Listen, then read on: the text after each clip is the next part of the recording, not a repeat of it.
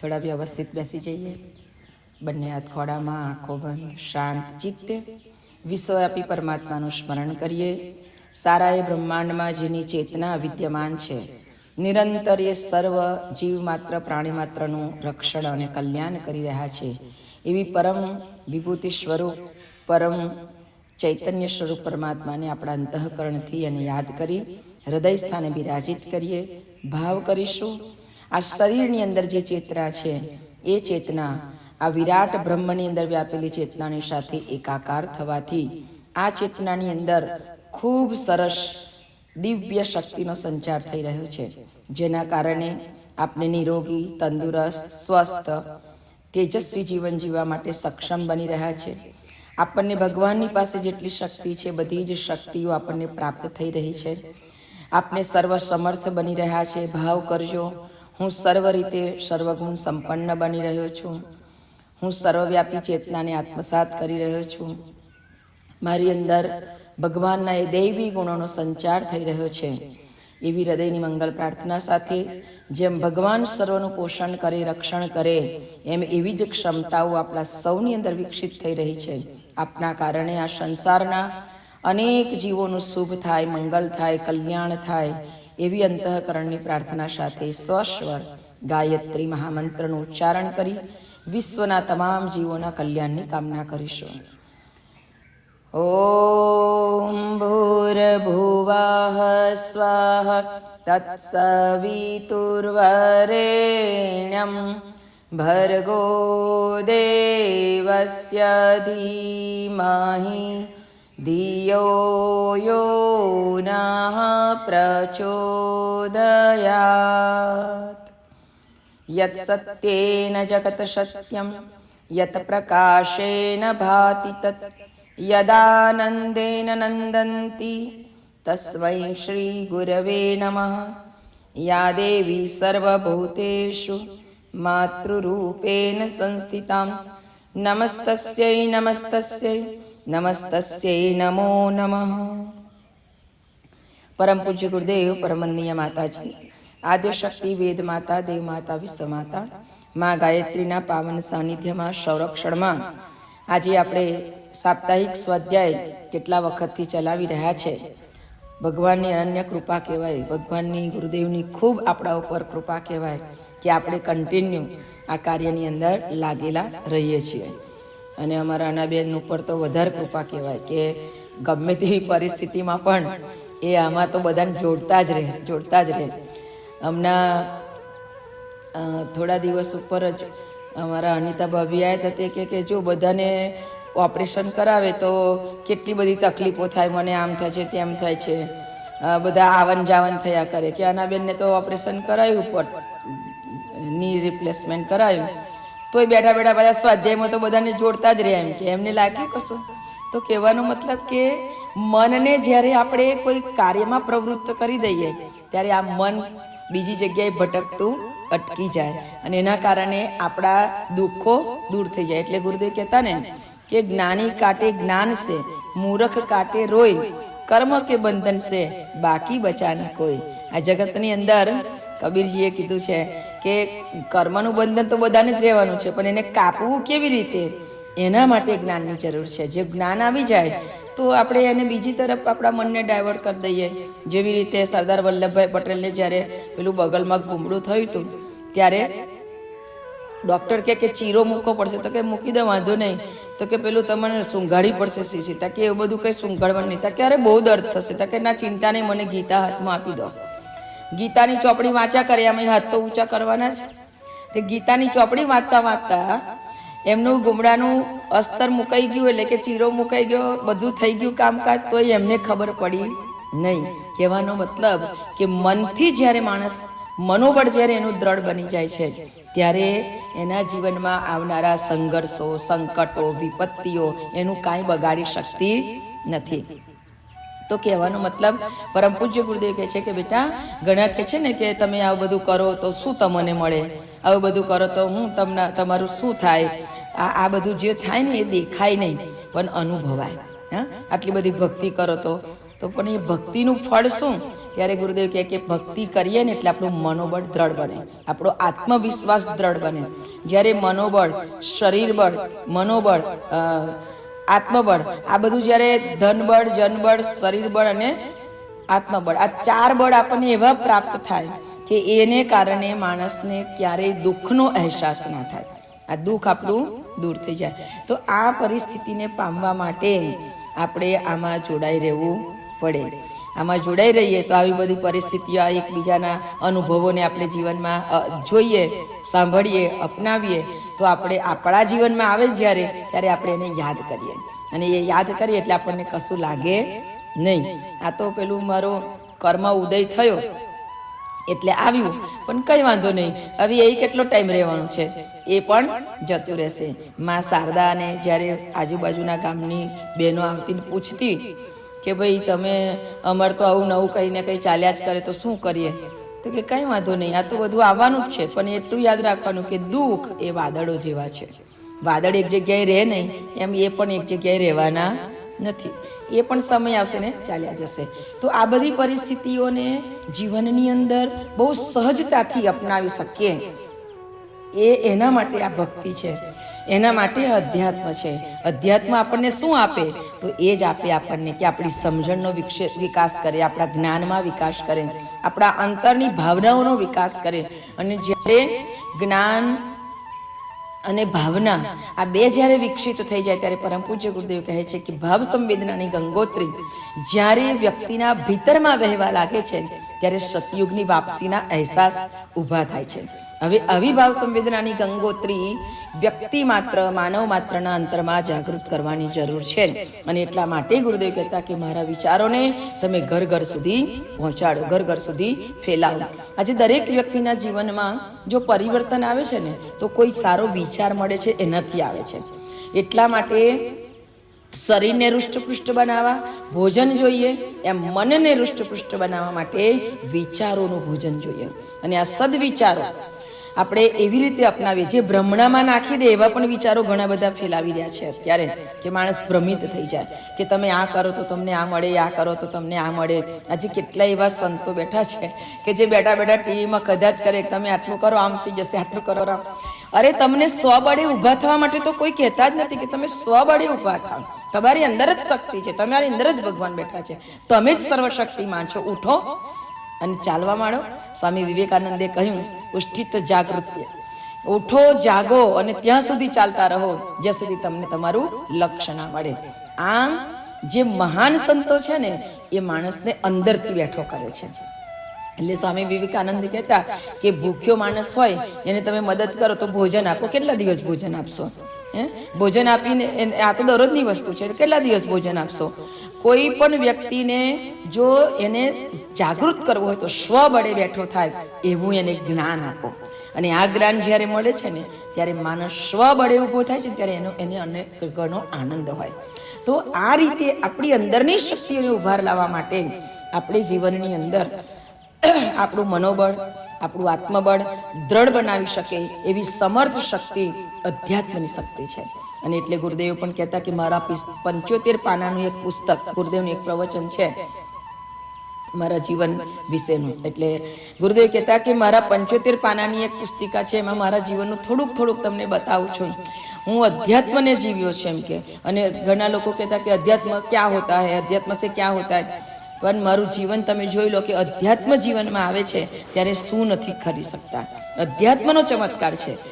બ્રાહ્મણત્વ પૂર્વક જીવન જીવ્યો છું ને એનો આ ચમત્કાર છે. એમ કે આટલું બધું મારી પાસે જે છે અને આટલા લોકો સુધી હું એમના દુઃખ દર્દને પણ દૂર કરી શકવા માટે સમર્થ બની શક્યો છું, તેનું કારણ એક જ છે કે અધ્યાત્મની શક્તિ મારી પાસે છે. અને હું મારા બાળકોને એમ કહું છું કે તમે આ અધ્યાત્મની શક્તિથી ચાલો, અધ્યાત્મની શક્તિને મેળવો. કારણ કે ગુરુદેવ કહેતા કે મને મારા ગુરુએ જે શક્તિ આપી એ અધ્યાત્મના બળને પામવા માટેની આપી, અધ્યાત્મ તરફ ચાલવા માટેની આપી.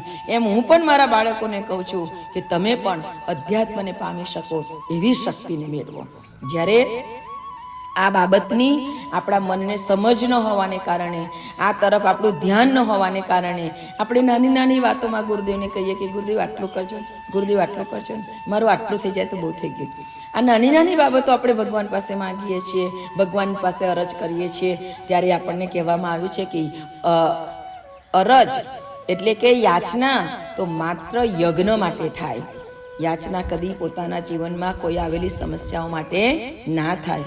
હા, સમસ્યા આવી હોય તો મને માર્ગ બતાવો, કેવી રીતે ચાલવું, પ્રેરણા આપો, એવું આપણે કહી શકીએ.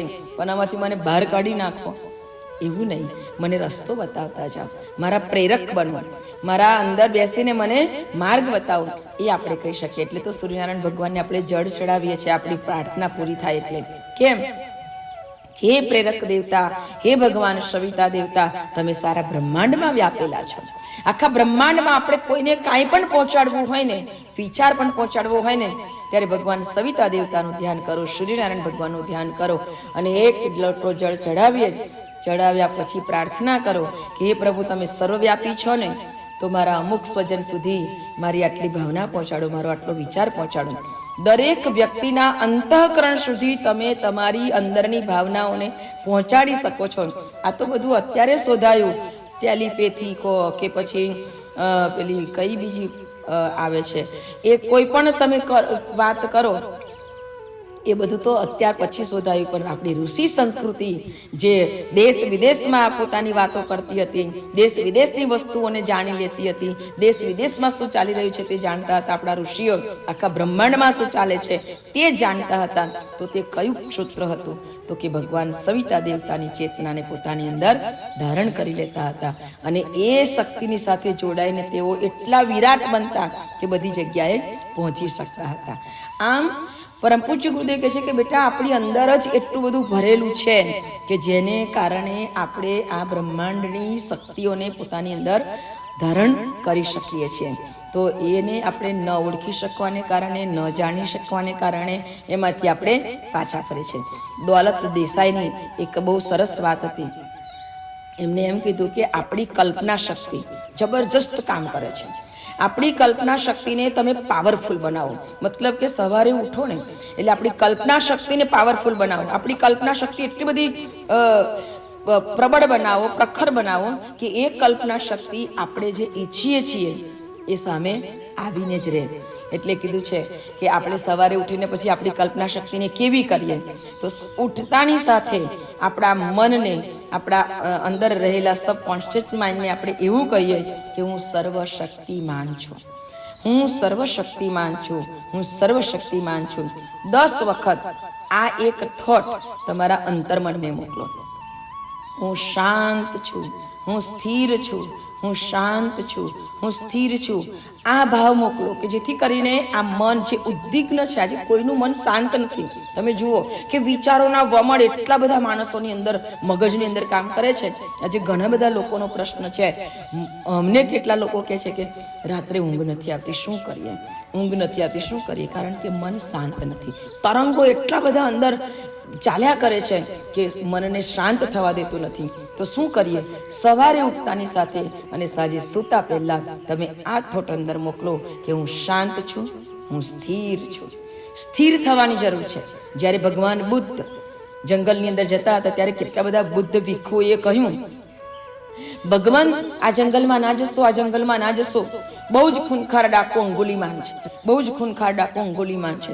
ત્યારે ભગવાન બુદ્ધે હસતા હસતા કહ્યું, એટલા માટે તો જાઉં છું. બધા જ ભિક્ષુઓ વિચાર કરવા લાગ્યા કે આજે ભગવાનને કોઈને કોઈ ઈજા પહોંચાડશે. એને થોડી ખબર છે કે આ ભગવાન છે. અને બન્યું પણ એવું કે ભગવાન અંદર ગયા જંગલમાં અને અંગુલીમાને જેવા ભગવાન બુદ્ધને જોયા એટલે બૂમ પડી, એ ઊભો રહે છે, ક્યાં જાય છે? તો ભગવાન બુદ્ધ ઊભા રહ્યા. એ જેટલો ભગવાનની નજીક આવે ને એટલો દૂર થઈ જાય, નજીક આવે ને એટલો દૂર થઈ જાય. એટલે એને થાકી ગયો, ગુસ્સો આવ્યો, એને બૂમ પાડી, એ ઊભો રહેવા કહું છું, તો ક્યાં જાય છે? ત્યારે ભગવાન બુદ્ધે હસતા હસતા કહ્યું, હું તો સ્થિર જ છું, હું તો અહીંયા જ ઊભો છું, તું ચાલ્યા કરે છે, તું ચાલ કરે છે. એવી જ રીતે ભગવાન બુદ્ધ કહેવા માંગે છે કે પરમ ચૈતન્ય તત્વ તો સ્થિર જ છે, પણ આ મનની ભટકણ દોડ કરે છે, મનના તરંગો દોડ્યા કરે છે. એમ અંગુલીમાન દૂર જ થયા કરે. તો અંગુલીમાન એમ કહે છે કે તું સ્થિર છે ને હું ચાલ કરું છું, તું ચાલે છે કે હું ચાલું છું? ભગવાન બુદ્ધે કહ્યું, હું તો સ્થિર છું. ભગવદ તત્વ સ્થિર હોય છે, આપણે ચાલ્યા કરે છે. આપણે સૂઈએ તોય કેટલું ચાલીએ છીએ, સૂતા સૂતા આપણે કેટલે પહોંચી જઈએ, આપણા પિયરમાં જતા રહીએ, સાસરીમાં જતા રહીએ, આપણા કોઈ સગાવાલાને ઘેર પહોંચી જઈએ, કેટલે બધે પહોંચી જઈએ છીએ આપણે. સૌથી વધારેમાં વધારે તીવ્ર ગતિથી ચાલનારું કોણ? જ્યારે પાંડવો જંગલમાં ગયા ને ત્યારે પેલું પાણી લેવા તળાવ પાસે જાય છે, ધર્મરાજ પહેલા નકુલને મોકલે છે, સહદેવ જાય છે, બધાને ત્યાં એ તળાવ ઉપર યક્ષનો કબજો હતો. એટલે યક્ષે કહ્યું કે મારા પ્રશ્નના જવાબ આપો પછી તમને પાણી લેવાની છૂટ આપો. તો બધા તો પેલા સૌર્યવાળા એટલે કે જા જા આવે તને હું પૂછવાનું, તું હું પૂછે. એ જેવા પાણી લેવા જાય એવા બેભાન થઈ જાય. બધા જ ગયા, ભીમ અર્જુન બધા જ બેભાન થઈ ગયા. છેવટે ધર્મરાજ પહોંચે છે, ધર્મરાજને કહે છે કે ઉભા રહો, પહેલા મારા પ્રશ્નના જવાબ આપો ને પછી પાણી લો. ત્યારે ધર્મરાજે કહ્યું કે જી આ વિસ્તાર તમારો હોય તો હું તમારી મંજૂરી લીધા વગર જલ નહીં લઉં. અને ત્યારે જે પ્રશ્ન પૂછાય છે એમાં એક પ્રશ્ન એ પણ છે, 100 પ્રશ્ન પૂછાય છે. એમાં એક પ્રશ્ન એ છે કે આ સંસારમાં સૌથી તીવ્ર ગતિથી ચાલનારું શું છે? અને ત્યારે ધર્મરાજ યુધિષ્ઠિરે કહ્યું છે કે આ સંસારમાં સૌથી તીવ્ર ગતિથી ચાલનારું કોઈ હોય તો એ આપણું મન છે. મન છે, એને કશું જોઈએ, પેટ્રોલ ડીઝલ કે કેરોસીન કશું જ નાખવું ના પડે, એને કંઈ જ ન જોઈએ. એટલી તીવ્ર ગતિથી કે એક જ સેકન્ડમાં અમેરિકા વિઝા ના લેવા પડે, ટિકિટ ના લેવી પડે, એક જ સેકન્ડમાં લંડન, એક સેકન્ડમાં કેનેડા, કાંઈ જ ન કરવું પડે. આટલી તીવ્ર ગતિથી ચાલનારા આપણા મનની શક્તિઓ કેટલી બધી છે. એટલે દોલત દેસાઈ એમ કહે છે કે આપણી જે તીવ્ર શક્તિઓ છે ને એ કલ્પના શક્તિને તમે પાવરફુલ બનાવો. એને એટલા થોટ એવા પોઝિટિવ થોટથી ભરી દો કે એ જ થોટ આપણા સૂતા સૂતા પણ આપણને સ્મરણ થયા કરે. હું પરમ પવિત્ર દિવ્ય શુદ્ધ ચૈતન્યશીલ આત્મા છું. હું પરમ પવિત્ર દિવ્ય શુદ્ધ ચૈતન્યશીલ આત્મા છું. હું પરમ પવિત્ર દિવ્ય શુદ્ધ ચૈતન્યશીલ આત્મા છું. અરે આ થોટને તમે અંદર ધારણ તો કરો, એની અંદર એવા ભળી જાઓ, એ કલ્પના શક્તિને એવી જબરજસ્ત બનાવી દો કે જેથી કરીને આપણા શરીરના કણ કણની અંદર એ ચૈતન્ય શક્તિનો પ્રભાવ અને પ્રખરતા આપણે અનુભવ કરી શકીએ. આપણો કોઈ અંગમાં ક્યાંય તકલીફ થઈ હોય તો એ તરફ ધ્યાન આપીને પણ આપણે આ કરી શકીએ. ભગવાનની દિવ્ય ચેતના, દિવ્ય શક્તિ મારા આ અંગની અંદર શક્તિનો સંચાર કરે છે. મારું આ અંગ પાવરફુલ બની રહ્યું છે, હું શ્રેષ્ઠ તત્વોથી ઓતપ્રોત બની રહ્યો છું. આ ચેતનાની સાથે જ્યારે આપણે ભળીએ છીએ ત્યારે એમ કહેવાયું છે કે આ ચેતના જ્યારે આપણી અંદર ભળે છે ત્યારે એ ચેતનાને લઈને આપણું શરીર અખંડ ચૈતન્ય શક્તિથી ઓતપ્રોત બન્યાનો અનુભવ આપણે કરી શકીએ છીએ. અને એટલા માટે કહેવાયું છે કે જીવન આપણું ઉત્તમ બને, શ્રેષ્ઠ બને, પવિત્ર બને, દિવ્ય બને માટે મનને સતત શુભ સંકલ્પોથી જોડેલું રાખો, શુભ કલ્પનાઓથી જોડેલું રાખો. અમેરિકાનો એક કિસ્સો છે, મિશિગનની અંદર સ્કૂલ હતી અને એમાં નેન્સી નામની એક લેડી કે જેનો એક દીકરો સ્કૂલમાં ભણવા મૂક્યો અને એ સ્કૂલમાંથી ટીચરોએ એમ કીધું કે તમારા દીકરાને અમે નહીં ભણાવીએ, તમારા દીકરાને અમે નહીં ભણાવીએ. તો સ્કૂલના ટીચરને એની માં મળવા જાય છે કે કેમ મારા દીકરાને તમે નહીં ભણાવો, હાવ ઠોઠ છે, હાવ ડફોડ છે, એને કશું જ આવડતું નથી. કેટલી બધી વખત એક વાત શીખવાડીએ એને કાંઈ ખબર જ પડતી નથી. આ દીકરો અમારી સ્કૂલમાં નહીં ભણી શકે, તમે લઈ જાઓ. તો નેન્સી એને પોતાની ઘેર રાખે છે અને પેલા દીકરાને કહે છે, એ કહે છે, પૂછે છે છોકરો કે માં અમારા ટીચરે શું કીધું? એને સંભળાતું નહોતું, એટલે એને સમજાયું નહોતું. એને પૂછ્યું કે શું કીધું? ત્યારે નેન્સી એને પ્રેમથી માથે હાથ ફેરવીને કીધું કે બેટા તારા ટીચરે એવું કીધું કે તમારો દીકરો એટલો બધો હોશિયાર છે કે એને અમે તો શું ભણાવી શકીએ, હવે તમે જ એની કેર કરો, આ તો બહુ હોશિયાર છોકરો છે એવું મને કીધું છે, ચાલ બેટા આપણે ઘરે ભણીશું. છોકરો ખુશ થઈ ગયો, માથે હાથ ફેરવતી જાય, થપથપાવતી જાય અને એની માએ એને એવી રીતે ઘરે ભણાવવાની શરૂઆત કરી. એ પોતે જાત જાતનું બધું સાહિત્ય લઈ આવી, એની અંદરથી શોધ કરતી, એની અંદરથી બધું વાંચતી અને દીકરાને ભણાવવા લાગી. ભણાવતા 12 વર્ષની ઉંમરમાં તો એ દીકરાએ કેટલા બધા સાહિત્યનું વાંચન કરી લીધું. એટલું જ નહીં પરંતુ ધીરે ધીરે એને એવી શોધ કરવા માંડી કે ઘરની લેબોરેટરી બનાવી દીધી. અને છેવટે એને ત્યાં સુધીની શોધ કરી કે જેને લઈને આજે આખું વિશ્વ જળહળી રહ્યું છે.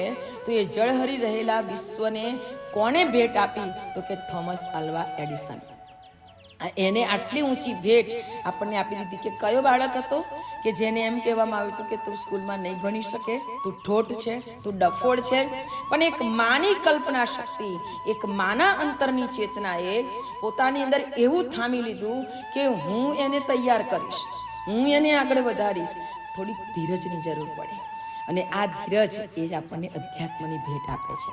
અધ્યાત્મ આપણને ભેટ આપે છે. આ ધીરજ એ અધ્યાત્મ ભેટ આપે છે ને. જ્યારે જીવનમાં અધ્યાત્મ એટલે એવું નથી કે માળા કરી લો એટલે આધ્યાત્મિક કહેવાય.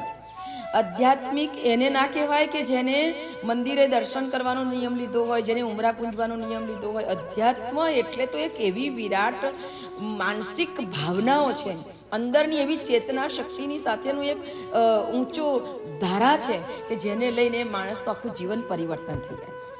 માનવ પરિવર્તન સાથે જે ચૈતન્ય શક્તિ જોડાય છે ને ત્યારે એ અધ્યાત્મની એક ઊંચી ઓળખ આપી શકે છે. એટલે એમ કહેવાય છે કે થોમસ આલ્વા એડિસન, આજે તમે જુઓ કે ન્યૂ જર્સીની અંદર એડિસન નામનું એક આખું એક શહેર પણ છે, એટલે કે એની અંદર એક ભાગ પણ છે. તો આ થોમસ આલ્વા એડિસન કે જેને આખા જગતને કેટલું સરસ એક ઊંચી ભેટ આપી દીધી. તો જીવનમાં ગમે તેવી પરિસ્થિતિઓ આવે ત્યારે નાસીપાસ થયા વગર પરમ પૂજ્ય ગુરુદેવ કહે છે કે બેટા પોતાની અંદરની કલ્પના શક્તિઓને જાગૃત કરો, પોતાની અંદરની ભાવનાઓને જાગૃત કરો. અને જ્યારે એ જાગૃત થઈ જશે ત્યારે વ્યક્તિ નહીં, માનવ નહીં, માનવ મહામાનવ બની શકે, વ્યક્તિ સમષ્ટિની અંદર ભળી શકે અને એક ઊંચું સ્થાન પ્રાપ્ત કરી શકે. જીવનમાં બધાને કોઈને કોઈ ઘટમાળાઓ તો ચાલતી જ હોય, આવતું જતું હોય, પરંતુ એની સાથે કોને સ્થિર બનવાનું છે? તો કે આપણા મનને સ્થિર બનવાનું છે. અને એટલે એ થોટ આપવાના છે. પહેલો થોટ, હું સર્વશક્તિમાન છું, હું સર્વશક્તિમાન છું, હું સર્વશક્તિમાન છું. બીજો થોટ છે, હું શાંત છું, હું સ્થિર છું, હું શાંત છું, હું સ્થિર છું. આપણી કલ્પના ચક્રને જાગૃત કરો. હું પ્રજ્ઞાવાન છું, હું પ્રજ્ઞાવાન છું. કાલે એક બેન આવ્યા હતા, કહેતા હતા કે મને કશું યાદ નથી રહેતું. મેં કીધું બેસી જાઓ, સવારે ઉઠો ને તરત હું પ્રજ્ઞાવાન છું, હું પ્રજ્ઞાવાન છું, હું પ્રજ્ઞાવાન છું બોલો. મનને તૈયાર કરો. અને એ થોટ આ સંસારમાં એક પણ વિચાર ખાલી જતો નથી. તમે જે વિચાર છોડો છો ને એ વિચાર બ્રહ્માંડમાં ગોળ ફરીને તમારી પાસે જ આવે છે. અને ગોળ ફરીને એકલો નથી આવતો. તમે જે થોટ છોડ્યો હોય ને એના સંબંધી જેટલા પણ તત્વો હોય એ બધાને લઈને, એટલે કે 1000 ગણો થઈને આપણી પાસે આવે છે. એટલે પરમ પૂજ્ય ગુરુદેવ કહેતા કે વિચારોની શક્તિ બહુ પાવરફુલ છે. મિસાઇલ કરતા પણ વિચારોની શક્તિ પાવરફુલ છે. એટલા માટે તમે ખોટો વિચાર કદી બ્રહ્માંડમાં ના આપો. ખોટો વિચાર કદી બ્રહ્માંડમાં ન આપો. એટલે ખોટું વચન કદી બોલો નહીં કે જેને કારણે એ પાછું આપણે સહન કરવું પડે. એટલે આ થોટ આપતા રહીએ આપણે, હું પ્રજ્ઞાવાન છું, પ્રજ્ઞાવાન છું, પ્રજ્ઞાવાન છું. આ સંસાર મારો મિત્ર છે, આ સંસાર મારો મિત્ર છે. આ સંસારના પ્રત્યેક વ્યક્તિઓને હું સ્વીકારું છું, જેવા છે એવા હું સ્વીકારું છું. અને આ સંસાર મને સ્વીકારે છે. આ સંસારના દરેક વ્યક્તિ જેવા છે એવા એને હું સ્વીકારી શકું છું. આપણી અંદર એવી શક્તિ આવે, કારણ કે દરેક વ્યક્તિને આપણે સ્વીકારી નથી શકતા. દરેકના એક ખાલી વિચાર ભેદ થઈ જાય ને તો પણ માણસના અનબનાવ થઈ જાય. માણસની સાથે બેસી ના શકે, એની સાથે ચાલી ના શકે, એની સાથે સંબંધ ના રાખી શકે. પરંતુ એવું નહીં, વિચાર એક પાવરફુલ છે. બધાની સાથે મૈત્રી, બધા જને હું સ્વીકારી શકું છું અને બધા મને સ્વીકારી શકે છે. જેવા છે એવા આપણને બધા સ્વીકારે. હા, આપણો વિચાર એવો હોય કે આપણે બધા સ્વીકારે, પણ કદાચ કોઈ ના સ્વીકારે તેનું મને કદી દુઃખ જ ના થાય. હા, એની ભાવના, એનો વિચાર એ જેવો છે એવું એની પાસે છે. પણ કોઈના પણ માટે કદી પણ અંદર દુર્ભાવના પેદા ન થાય, કારણ કે આ વિશ્વ મારું મિત્ર છે. આ રીતે એક એક કરીને એક એક વિચાર ભાવનાઓ પોતાના અંતર મનની અંદર આપણે જાગૃત કરવાની જરૂર છે. અને એ જાગૃત થઈ જાય ત્યારે અવશ્ય આપણા જીવનમાં આનંદ આનંદ આનંદ સિવાય કશું પછી રહેતું નથી. તો આ જીવન આપણું અત્યંત ઉત્કૃષ્ટ, શ્રેષ્ઠ, પવિત્ર, દિવ્ય બનતું જાય. અને જેમ જેમ આ કલીમાં આપણી આત્માની ઉપર જે કલાશ છે ને એ કાળાશ જેમ જેમ નીકળતી જશે તેમ તેમ અંતરાત્મા એટલો ઉજળો થતો જશે. ઉજળો થયેલો આત્મા એનું પ્રમાણ શું? ગુરુદેવ કહેતા કે તમારો અંતરાત્મા પવિત્ર બની રહ્યો છે, એનું પ્રમાણ શું? તો એનું પ્રમાણ એક જ છે કે આંઠે પોર આનંદ. જેવી પરિસ્થિતિઓ આવે તેવી પરિસ્થિતિઓમાં આનંદ. કંઈક બગડી ગયું તોય આનંદ, સુધરી ગયું તોય આનંદ, કોઈ જાતનું દુઃખ નહીં. આ કોઈ પણ દુઃખની પરિસ્થિતિઓ આપણને અંદરથી હલાવે નહીં, એવી સ્થિતિ સ્ટેટ બેલેન્સ આપણામાં આવવા લાગે. એટલે સમજવાનું કે અંદરની કાલીમાં કશાય કલમશો દૂર થઈ રહ્યા છે. નહીં તો ઘણા લોકોને જોયા છે, થોડુંક કંઈક થાય ને તો તરત જ અંદરથી હલી જાય. હવે શું થશે, બીજાને પણ ધબકાવી નાખે. હવે શું થશે, હવે શું કરવાનું. ગભરામણ કરવાની કાંઈ જરૂર નથી. જે થશે એ થશે. આ રીતે આપણા મનને બરાબર તૈયાર કરીએ તો અવશ્ય આપણી ભક્તિ પણ અંદરથી વધારે જાગશે, આપણા સદગુણો પણ જાગશે અને દુર્ગુણોથી મુક્ત બનતા બનતા આપણને પરમ આનંદનો અનુભવ થશે. તો આજે સર્વ જેટલા પણ આપણા સ્નેહીજનો, પરિજનો આટલા સ્વાધ્યાયમાં જોડાયા છે, સૌને જીવનમાં એવો જ પરમ આનંદ પરમાત્મા અપાવતા રહે, એવી જ હૃદયની મંગલ પ્રાર્થના.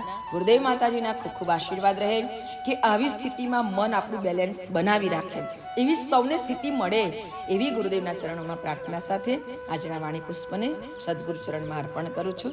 સૌને જય ગુરુદેવ.